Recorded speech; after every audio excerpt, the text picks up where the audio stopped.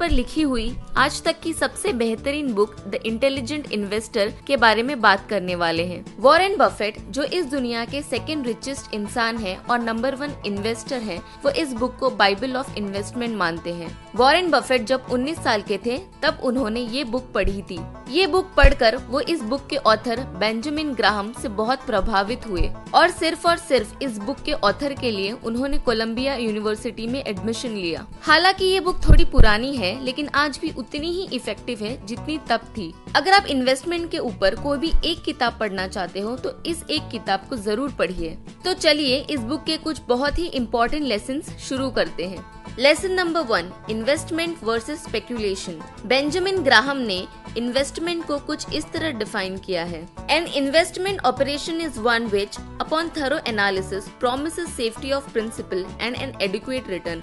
Operations not meeting this requirements are speculative. इस definition को सरल भाषा में बताऊं तो इन्वेस्टमेंट करते टाइम आपको 2 प्रिंसिपल को कम्प्लीटली फुलफिल करना होगा। प्रिंसिपल नंबर 1, फंडामेंटल एनालिसिस, यानी इन्वेस्टमेंट करने से पहले आप कंप्लीट मार्केट रिसर्च करो। ज्यादातर लोग बस दूसरों की सुनी सुनाई बात सुनकर या किसी कंपनी के शेयर्स ऊपर जा रहे हैं ये देखकर इन्वेस्टमेंट करते हैं, जबकि ऐसा करना बहुत रिस्की है और बहुत ज्यादा चांसेस हैं कि आपके पैसे डूब जाएंगे। और सच कहा जाए तो इसी वजह से बहुत सारे लोगों के पैसे डूब जाते हैं। इसीलिए हमेशा शेयर खरीदते टाइम कंपनी और उसके बिजनेस पे ध्यान दे, ना कि शेयर की कीमत पर। मोस्टली लोग ऐसे शेयर्स खरीदते हैं जो तेजी से बढ़ रहे हैं, ये सोच के कि उन्हें अच्छा खासा मुनाफा होगा। लेकिन शेयर मार्केट का कभी कोई भरोसा नहीं, शेयर्स कभी भी गिर सकते हैं। और एक इंटेलिजेंट इन्वेस्टर हमेशा उस कंपनी के शेयर्स में इन्वेस्ट करता है जिसमें गिरावट होती है और तब बेचता है जब उसमें हाइक होती है।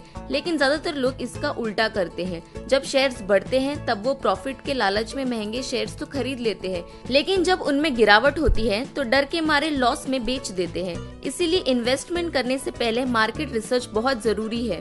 Principle number 2, seek steady returns, यानी जो पैसा आप इन्वेस्ट कर रहे हो वो सुरक्षित रहे और आपको एडिक्वेट रिटर्न्स भी मिलते रहे।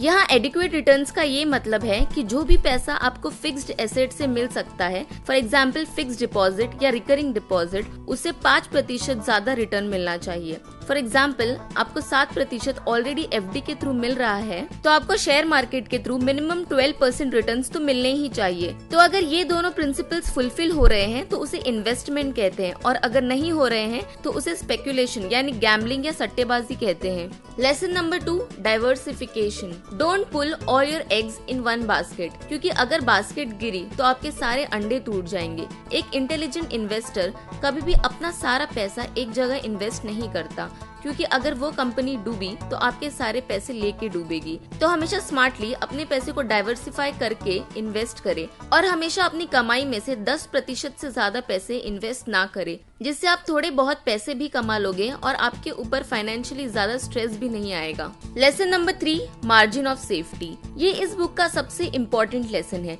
आप कोई भी शेयर खरीद रहे हो तो आपको ये अश्योरेंस होना चाहिए कि आपके पैसे नहीं डूबेंगे। ये अश्योरेंस आपको तब मिलेगा जब आप किसी भी कंपनी के शेयर उसके फेयर प्राइस के नीचे खरीदोगे। फॉर एग्जाम्पल अगर किसी शेयर का प्राइस 100 रुपए है तो आप उस शेयर को तब तक मत खरीदो जब तक उसका प्राइस 80 या 70 रुपए तक आ जाए। तो जब आप कम रेट में शेयर खरीद रहे हो तो आपकी तरफ से अगर एनालिसिस में कोई गलती हो तो वो डिस्काउंट हो जाएगा। तो हमेशा मार्जिन ऑफ सेफ्टी का ध्यान रखो। किसी भी कंपनी का शेयर बिना मार्जिन ऑफ सेफ्टी का ख्याल रखे बिल्कुल मत खरीदिए।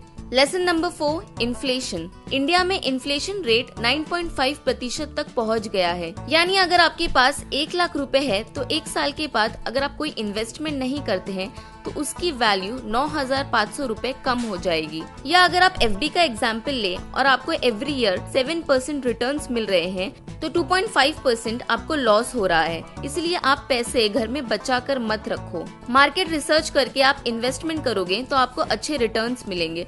और हाँ, इन्वेस्टमेंट करने से पहले इस बुक को